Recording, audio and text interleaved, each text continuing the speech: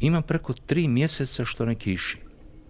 U luci u selu sve mrtvo i mlitavo. Nestalo je odavle rijetkih ptica stanarica, kosova i drozdova. Zamukli su čak i cvrčci koji piju samo rosu. Pa je ljeto ove godine bez svoga glasa i bez svoje pjesme. Ali seljani za to ne mare. Ima nešto drugo što njih tišti i plaši. Ovce i mazge trpe žeć. Ne mogu nositi terete, ne daju više mlijeka. Jedna je koza crknula i taj događaj uzbunio selo.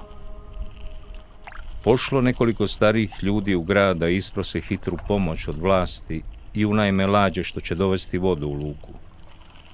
Ali lađe teško naći, a vlast im kazala da će proći nekoliko dana dok im ratna mornarica bude mogla poslati iz Pule veliki brod koji prenosi vodu.